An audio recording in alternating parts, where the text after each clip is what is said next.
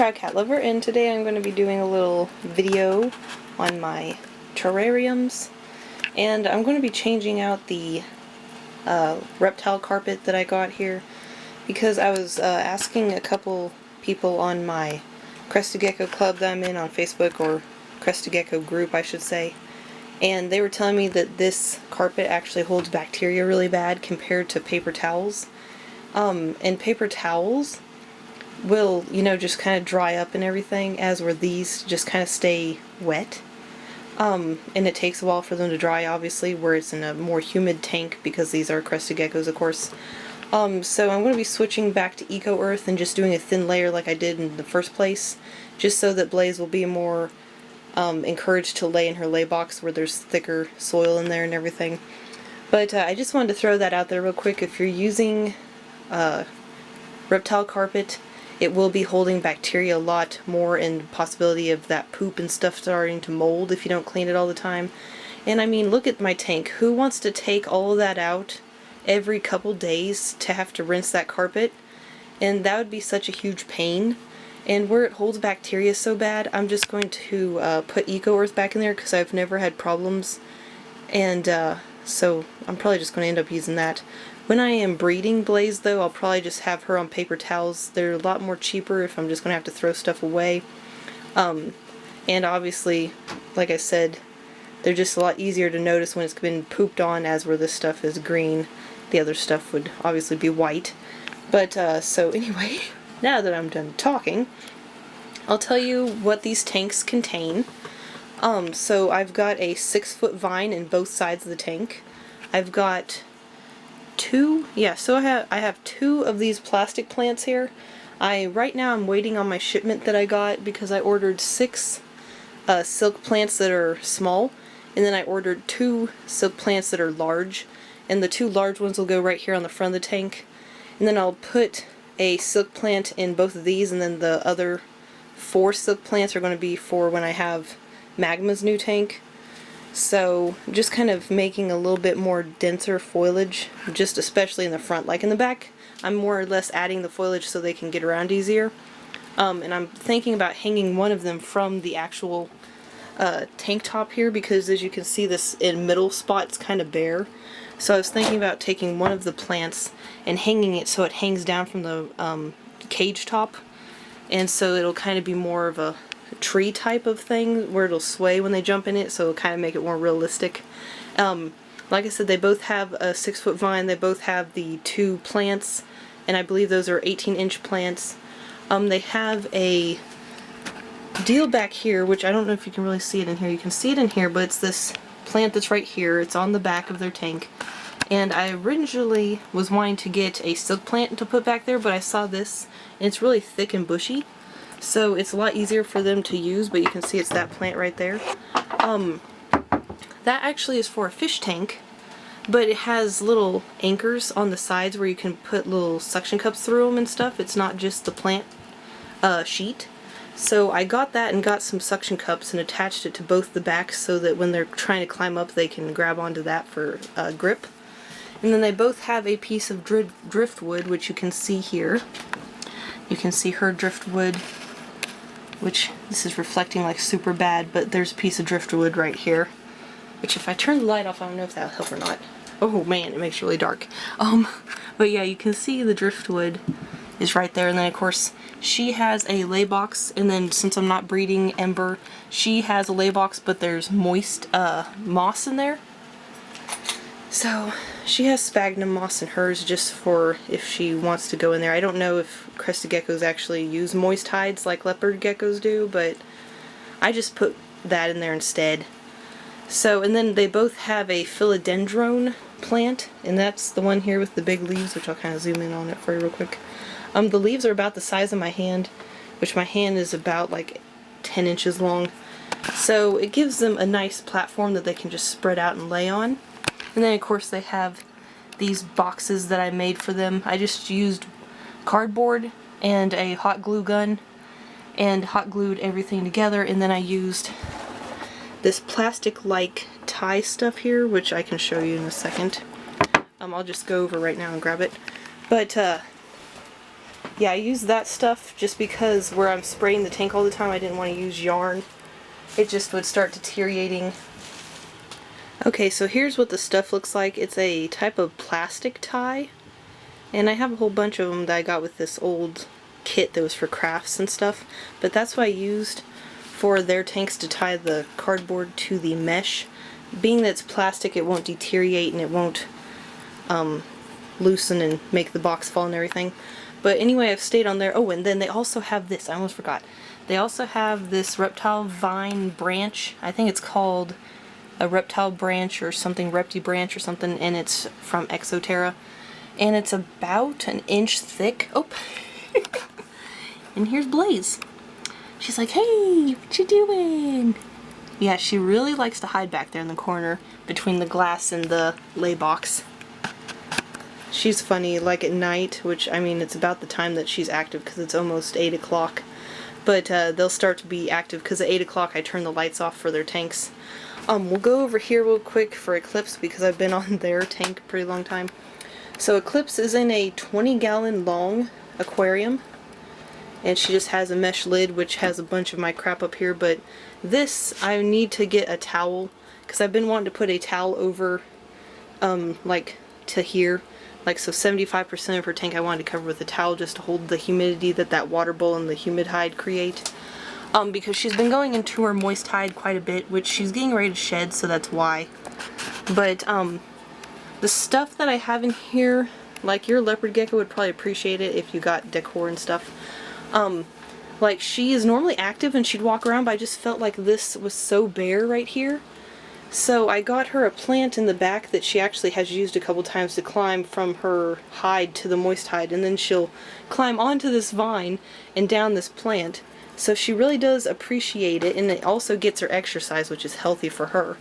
And then of course she has this reptile hammock, and as you can see it's not too high off the platform of her hot hide here. And she just has a fish tank LED light that I have. And then of course her thermostat, which is set at 92, I think. Yeah, 92 degrees. So, and then I have this here that keeps my thermostat in check, which you can't read it, but it says 91.8. So that helps me make sure that the thermostat is keeping it around what I need it to be at.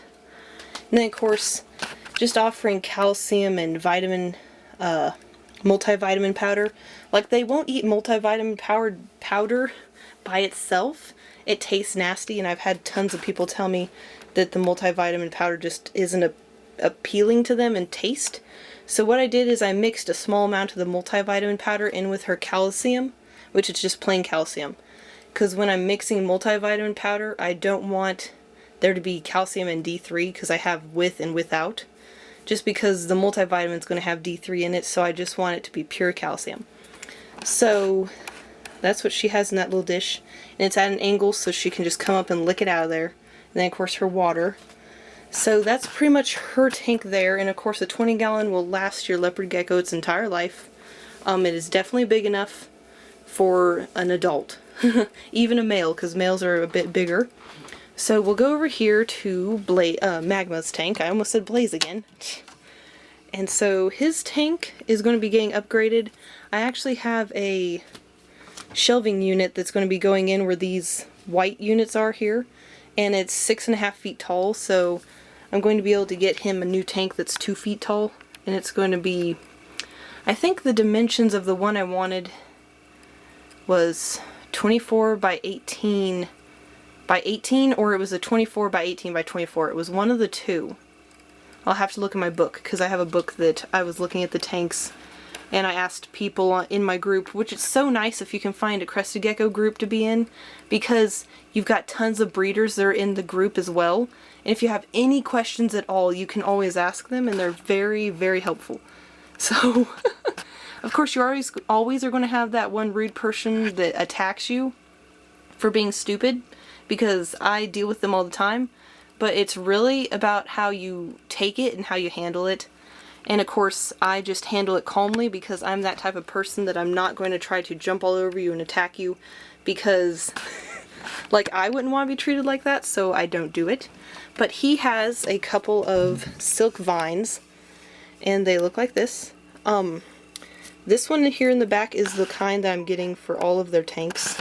It looks like that. I can't remember the name of the plant. But, so he's got 2 here, and as you can see, he's sleeping under there right now. This is his favorite spot. Aside from inside his cork log here, he has a mushroom ledge here in the back that he likes to lay on. He'll crawl off the cork and he'll go in there. He has his feeding tray that has his water and his food in it.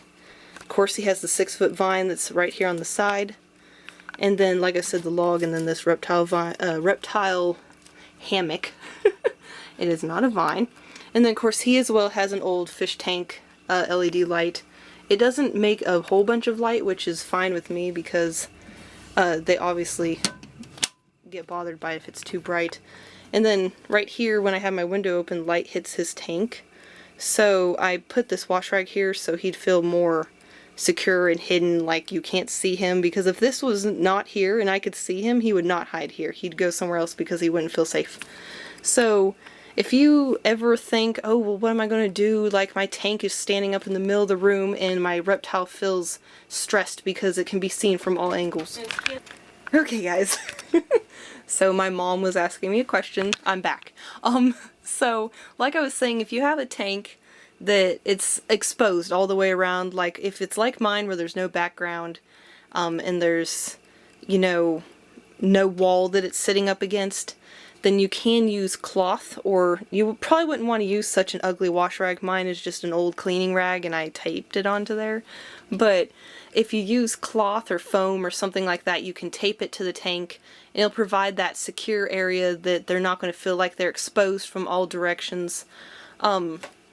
So yeah, and I mean, it wouldn't look that bad. I mean, or you could use like a pillowcase or something. I mean, with my dubia roaches, it's not the most attractive, but they definitely feel a lot safer because they're covered and everything. And of course, with their new babies, I definitely want them to feel safe. Then of course, hissing cockroaches, I still am not like that super knowledgeable, but I found a group on Facebook that I'm in, so if I ever have questions, I'm always asking. But I have water crystals now in that dish back there, and every night I miss their tank, but I also make sure that those crystals are wet down enough that if they got thirsty. Just because it's so dry in my room right now, the carrots that I give them, which I gave them last night, dry up really quick, so I've been changing carrots out for all the insects every 2 days instead of every 3 days. Just because, I mean, even if they get soft, they'll still eat them, but it's when they start to dry up and shrivel and stuff and they get hard, and I just remove them. And then, I don't know if you guys remember or not, but a long time ago I made a little video, which let me focus on that real quick. I made a little video that I had bought some bromeliads, and this is the lone survivor, and it has pink tips, which you can't really see very well, and I need to sit it down on the bed so I can focus my camera. I'm using my camera right now instead of my phone because my phone's charging, but as you can see, it has pink tips here. I didn't want to use it for my crested gecko's tank after it arrived though, because when they get bigger I saw they have quills, thorns, whatever you want to call them, that stick off of the leaves. This one doesn't get super big. I think it was like 8 inches tall that it gets. But yeah, I'm thinking about probably getting another plant for the hissing cockroaches. Right now I'm focusing mostly on the reptiles just because their needs are a little bit higher up, and where these are insects, they also have like this log and stuff they can hide inside of. But I do need to get a plant or something to kind of like lay across the back, just so they have a second area to bask, because normally they'll climb in this plant and it'll be under the heat lamp. But lately T-Rex has been kind of hogging that plant, so the babies are too nervous to go up there with him, which I'm probably going to have to sell the babies soon, because it's looking like that a couple of them might be males, and males tend to be a little gripey when they're in a tank that's a 10-gallon and stuff, so might be selling them as pets. So that's that. We're going to go over here now to Raj's tank and open this up, and I will grab my flashlight. So I'll say real quick, I'll show you, I have to also get a towel because my mom, obviously, she won't let me have any of her towels, which I don't blame her. They're her towels. I need to buy my own. But I haven't been to the store lately. So for now I have another cleaning rag that I've put right here. I have a pair of bike riding gloves, and then I have a pair of gloves back here under this tank that I use to keep the humidity in there. Since it's all cloth, I'm hoping that it's working. So Raja, which is my corn snake who is in here, also has a thermostat. His is set to a lower temperature though because he is a corn snake. They're not supposed to have real high temperatures. There's a lot of people that told me to set it for 92 with my leopard gecko that are breeders I've spoken to in a leopard gecko club I'm on Facebook. So I'm also in a corn snake group. I'm in a group for every type of animal that I have except for cats because I've owned cats for quite a while, so I don't really have much questions, and when I do I just ask the vet. But there aren't any vets very close by that are for reptiles, so I just ask breeders because they're more experienced than me. But I was consulting the breeders and they said the hottest that you could have a tank would be, that you could have the hot hide would be, I think they said 89 or 90, and that would be the hottest. And some people suggested not even to do that high just because it's pretty warm for them. So it's set on 87 or 88 degrees, I believe. I can't remember what I have it set on. Right now it says 87.6, so I can't remember. But let's see. I'll turn the flashlight on for you real quick. And you can kind of see Raja's tank. He's getting an upgrade as well. He's going to get a 36 by 18 by 12. So that's going to be 3 foot long. It's going to be a lot longer than this tank here. I think he will be very happy. And I'll be able to get him a lot more stuff and spread everything out, and he'll get more exercise and everything. I need to get him some more water. It's been evaporating like crazy. But he has this vine, and then I built this little hammock out of reptile carpet so he can climb on the vine and go up there and chill. I haven't seen him actually get up there yet, but I hope that maybe it'll get some use, or I'll just end up throwing it away, one of the two. It was an experiment. But he's got a plant here that he can climb, and he likes to sleep in it. He has his moist hide that's a log with some moss in it for when he's shedding. If he needs any moisture, then he can go in there. And then he's got that cactus plant in the back, this plant here, and then his cold hide. So that is his tank, and I need to get an LED light. I've been wanting to, but like I said, getting tanks upgraded and getting more decor to help them feel more like safe and everything, and of course like food. That stuff has trumped getting, what was I gonna say? Oh my gosh. Well, that's more important. I don't know what I was talking about, but that's more important. At the moment, getting stuff upgraded and buying food for them and making them feel safer than whatever the heck it was I was just talking about. But I just fed Raja on Friday, and I normally don't hold him for 3 days after he's eaten, so I'm not going to hold him tonight. But yeah, that's what his tank looks like. And I may have told you guys, may have not, but I switched all my insects that are feeders over to Eco-Earth soil, just because it'll help hold humidity in the tank, especially for the crickets, because they seem to die quite easily. So I was hoping that maybe by putting soil in there, one, it doesn't limit. It helps with the smell a lot, which is nice, because with paper towels it was so gross. You could just walk in the room and you could smell dead crickets. So what's nice is the Eco-Earth absorbs the scent, which is nice. So it doesn't smell like dead crickets in my room anymore. And the dubia roaches really like it because they can burrow in it. So anyway, I think that is my entire update. I don't think there's anything left. I will say real quick, Raja has in his tank, he has a vine. He has the same 2 plants that Eclipse has, which he has the same vine and these 2 plants. He has a moist hide, a cold hide, a hot hide, and the hammock. So, as you can see, I've been using a lot of my Christmas money to buy stuff, and I got gift cards and everything. Here's beautiful Blaze sitting out here. Hopefully in the spring I will pair her and Magma. Right now I'm still wanting to get everything purchased for like future babies. I'm trying to get all of the tanks purchased for the babies. I'm trying to get a not an incubator, but it's a deal that you can purchase. You put the, oh, what's it called? I have a bag in here. Let me get it out real quick. Okay, yeah. I bought this at the greenhouse that I used to work at. It's a vermiculite. You put the vermiculite in a deli cup and then you lay this plastic deal on top of it that has little cutouts for eggs to slip into. And it holds it above the vermiculite so it doesn't get like moldy on the eggs or anything. It doesn't actually touch the eggs, so they're not sitting in anything that would be wet. They're just in there sitting above it. So it's just as humid, but they're not actually sitting in any water or anything wet. So I'm going to be getting some of those because I don't want them to actually sit down in the vermiculite. I don't want them to mold or anything, and then I'll probably end up incubating them in the top of my closet because people said that if you can do it in a warmer part of your bedroom that's still around room temperature even when it's cold, and that would be the top of my closet because, as you guys know, hot air rises.